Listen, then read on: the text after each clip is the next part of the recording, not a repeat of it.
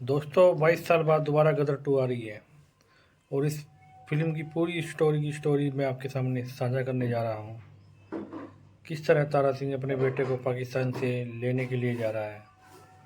उसका बेटा एक आर्मी ऑफिसर है और पाकिस्तान के ऑफिसरों ने उसे कैद कर रखा है। देखिए पूरी की पूरी स्टोरी मेरे साथ। गदर 2 फिल्म की कहानी की शुरुआत में हमें दिखाया जाता है कि तारा सिंह का बेटा चरणजीत सिंह अब बड़ा हो चुका है। फिल्म में तारा सिंह का रोल सनी देओल निभा रहे हैं और चरणजीत सिंह का रोल उत्कर्ष शर्मा निभा रहे हैं। चरणजीत सिंह आर्मी में भर्ती हो चुका है और अभी उसकी ट्रेनिंग चल रही है। ट्रेनिंग खत्म होने के बाद चरणजीत सिंह अपने घर पर आया हुआ है और सनी देओल और अपनी मां सकीना के साथ रह रहा है। फिल्म में सकीना का रोल अमीषा पटेल निभा रही हैं। घर में खुशी का माहौल है क्योंकि तारा सिंह ने अपने बेटे की शादी पक्की कर दी है और चरणजीत सिंह की शादी सिमरत कौर से होने वाली है। अगले कुछ ही दिनों में चरणजीत सिंह की शादी होने वाली थी। तभी चरणजीत सिंह को खबर मिलती है कि भारत की पाकिस्तान के साथ लड़ाई शुरू हो चुकी है और अब उसे जल्द से जल्द अपनी ड्यूटी ज्वाइन करनी पड़ेगी। इसीलिए चरणजीत सिंह जल्दी से तैयार होकर अपनी ड्यूटी ज्वाइन करने के लिए निकल पड़ता है। उसकी मां सकीना उसे जाने से रोकती है और कहती है कि पहले तुम्हारी शादी हो जाए फिर चले जाना। लेकिन चरणजीत सिंह कहता है कि मैं अपने देश को छोड़कर अपनी खुशियों के बारे में नहीं सोच सकता। इतना कहकर चरणजीत सिंह अपने घर से चला जाता है। दूसरी तरफ हमें भारत और पाकिस्तान का युद्ध दिखाया जाता है जिसमें भारत के सैनिक पाकिस्तान से लोहा ले रहे थे और चरणजीत सिंह भी अपनी ड्यूटी पर लौट चुका था और पाकिस्तान के सैनिकों से लड़ रहा था। इसी तरह कई दिन बीत जाते हैं और आखिरी में पाकिस्तान हार मान लेता है और सरेंडर कर देता है। पाकिस्तान के सरेंडर करने के बाद भारत पाकिस्तान के पकड़े हुए सैनिकों को पाकिस्तान को सौंप देता है और पाकिस्तान भी भारत के कुछ सैनिकों को भारत को सौंप देता है। लेकिन पाकिस्तान भारत के 5 सैनिकों को नहीं छोड़ता और उन्हीं में से एक होता है चरणजीत सिंह। कई दिनों तक चरणजीत सिंह के बारे में कोई खबर न मिलने की वजह से सरकार सोचती है कि चरणजीत सिंह और उसके साथ 4 सैनिक जंग में शहीद हो गए। सभी तरफ मातम का माहौल फैल जाता है। चरणजीत सिंह को गायब हुए लगभग 1 साल से ज्यादा का समय बीत चुका था और सभी को लग रहा था कि वो मर चुका है, पर वो अभी जिंदा था और पाकिस्तान की जेल में कैद था। कुछ ही दिनों के बाद इंडियन आर्मी के जवान एक पाकिस्तानी जवान को पकड़ लेते हैं। थोड़ा टॉर्चर करने के बाद वह पाकिस्तान का जवान बताता है कि 1971 के युद्ध के बाद जो भारत के 5 जवान गायब हुए थे वो आज भी जिंदा है और पाकिस्तान की जेल में कैद है। जब सरकार को ये बात पता चलती है तो सरकार पाकिस्तान की आर्मी से इसका जवाब मांगती है, पर पाकिस्तान आर्मी बताती है कि उन्होंने भारत के किसी भी जवान को कैद करके नहीं रखा है। जब ये खबर तारा सिंह तक पहुंचती है तो तारा सिंह को पक्का विश्वास हो जाता है कि उनका बेटा चरणजीत सिंह आज भी जिंदा है और पाकिस्तान में कैद है। इसीलिए वो सरकार से गुहार लगाते हैं कि उनके बेटे को जल्द से जल्द पाकिस्तान की कैद से छुड़वा लिया जाए। सरकार कहती है कि हमारे पास ऐसा कोई सबूत नहीं है जिससे यह साबित हो सके कि चरणजीत सिंह और उनके कई साथी आज भी पाकिस्तान की कैद में हैं। कुछ दिनों तक सरकार का इंतजार करने के बाद तारा सिंह खुद फैसला करता है कि वो पाकिस्तान जाएगा और अपने बेटे को वहां से छुड़वाकर भारत वापस लाएगा।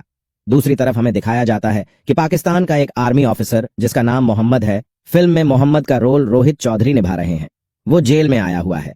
जेल में हमें अब चरणजीत सिंह की एक झलक देखने को मिलती है जो काफी बुरी हालत में है और उसके शरीर के कई हिस्सों से खून भी बह रहा है। चरणजीत सिंह के साथ हमें भारत के और भी कई सैनिक दिखाए जाते हैं जिनको बड़ी बेरहमी से पाकिस्तान की जेल में रखा हुआ था।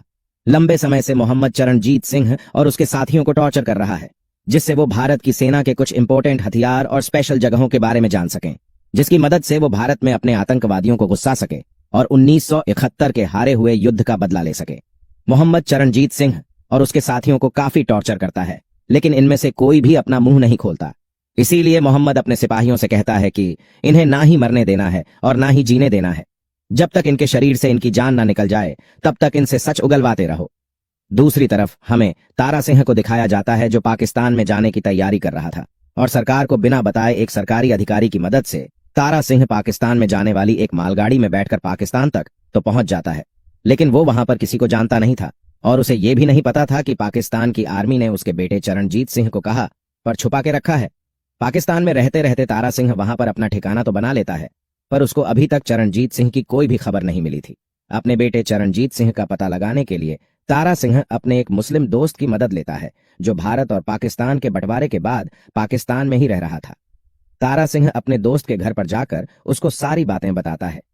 तारा सिंह का वो दोस्त तारा सिंह का अपने बेटे के प्रति इतना प्यार देखकर उसकी मदद करने के लिए तैयार हो जाता है।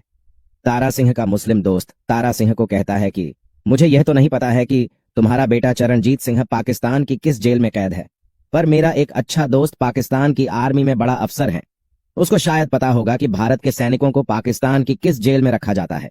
तारा सिंह का वो मुस्लिम दोस्त अपने उस बड़े आर्मी ऑफिसर दोस्त को अपने घर पर एक दिन खाना खाने के लिए बुलाता है। उस दिन तारा सिंह भी वहां पर मौजूद होता है। तारा सिंह बातों बातों में उस ऑफिसर से अपने बेटे की और उस जेल के बारे में पूछता है जहां पर उसको कैदी बनाकर रखा गया था। वो ऑफिसर बताता है कि भारत के पकड़े हुए आर्मी जवानों को पाकिस्तान की एक अंडरग्राउंड जेल में रखा जाता है जो हाई सिक्योरिटी एरिया में है। इस जगह पर आर्मी के अलावा किसी को भी नहीं जाने दिया जाता। तारा सिंह को अपने बेटे के ठिकाने का तो पता चल जाता है, लेकिन वहां तक पहुंचा कैसे जाए। तारा सिंह उस जेल में जाने का प्लान बनाने लगता है। तारा सिंह प्लान बनाता है कि वो रात में उस जेल में जाएगा और वहां पर पाकिस्तान की आर्मी की ड्रेस में जाएगा तो उस पर कोई शक भी नहीं करेगा। कुछ ही दिनों के बाद तारा सिंह उस जेल में पहुंच जाता है। चारों तरफ अंधेरा ही अंधेरा था और इस अंधेरे के बीच में तारा सिंह पाकिस्तान की आर्मी के एक जवान को पकड़ लेता है और उसे वहीं पर मारकर उसकी ड्रेस पहनकर उस जेल में उसी जवान का आई कार्ड इस्तेमाल करके घुस जाता है। तारा सिंह जेल के काफी अंदर तक चला जाता है पर किसी को उस पर शक नहीं होता। लेकिन तारा सिंह को चरणजीत सिंह के बारे में कोई खबर नहीं मिलती। तभी उसको एक जवान के चिल्लाने की आवाज आती है जिसको जमीन के अंदर कैद करके रखा गया था। तारा सिंह अंडरग्राउंड जेल का दरवाजा खोलता है तो उसे भारत के कुछ जवान देखते हैं और उन्हीं के बीच में होता है चरणजीत सिंह। चरणजीत सिंह की इतनी बुरी हालत देखकर तारा सिंह भी वहां पर रोने लगता है और उनसे कहता है कि घबराओ मत, मैं आ गया हूं। मैं अब हर एक जवान को वापस भारत ले जाऊंगा। तारा सिंह एक एक जवान को वहां से निकालना शुरू करता है और आखिरी में चरणजीत सिंह को लेकर वहां से निकल जाता है। बीच में कुछ जवान तारा सिंह को देख लेते हैं और उनका पीछा करने लगते हैं। तारा सिंह उन सभी भारत के जवानों को आगे भेज देता है और जो पाकिस्तान के जवान इनका पीछा कर रहे थे उन सभी जवानों को वहीं पर मार देता है। तभी पूरी जेल में भगदड़ मच जाती है कि भारत के सभी जवान जेल से भाग गए हैं। जब ये खबर मोहम्मद तक पहुंचती है तो वो पाकिस्तान की सभी सीमाओं पर सिक्योरिटी बढ़ा देता है और भारत के उन सभी जवानों और तारा सिंह को ढूंढने के लिए इधर उधर भागने लगते हैं। दूसरी तरफ तारा सिंह सभी जवानों को लेकर एक जंगल में छिपकर बैठा था और पाकिस्तान से बाहर निकलने का इंतजार कर रहा था। मोहम्मद को खबर मिलती है कि भारत के भागे हुए उन जवानों को जंगल की तरफ जाते हुए देखा गया है। तभी मोहम्मद अपने जवानों की एक टुकड़ी को लेकर जंगल की तरफ रवाना होता है। अब मोहम्मद जंगल में सर्च ऑपरेशन शुरू करता है, लेकिन तारा सिंह और भारत के जवान मिलकर उन सभी पाकिस्तान के जवानों को वहीं पर मौत की नींद सुला देते हैं। मोहम्मद कई बार इन पर हमला करता है, लेकिन तारा सिंह अपनी चतुराई से और अपनी ताकत से उन सभी जवानों को या तो वहां से भगा देता है या उन्हें मार देता है। तभी तारा सिंह को पता चलता है कि इसी जंगल में एक नदी बहती है जो आगे चलकर भारत की सीमा में दाखिल होती है। तारा सिंह इस नदी के जरिए ही भारत में जाने का प्लान बनाता है। तारा सिंह उन सिपाहियों की मदद से नाव बनाना शुरू करता है। एक ही दिन में तारा सिंह नाव बनाकर तैयार कर देता है और रात में उस नदी की मदद से भारत की सीमा में दाखिल होने का प्लान बनाता है। लेकिन मोहम्मद भी जानता था कि इसी जंगल के अंदर से एक नदी बहती है जो सीधा भारत में जाती है।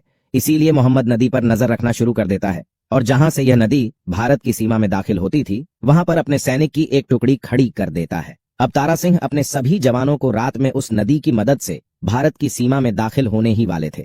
तभी मोहम्मद के जवान इन्हें देख लेते हैं और उन पर हमला शुरू कर देते हैं। लेकिन तारा सिंह और भारत के वे जवान पाकिस्तान की सेना से हथियार छीने हैं और उन्हीं से इनके ऊपर हमला शुरू कर देते हैं। अब ये भारत की सीमा से थोड़ी दूरी पर ही थे। तभी मोहम्मद भी वहां पर पहुंच जाता है और अब तारा सिंह और मोहम्मद का आमना सामना होता है। तारा सिंह मोहम्मद को मार देता है और भारत की सीमा में दाखिल हो जाता है।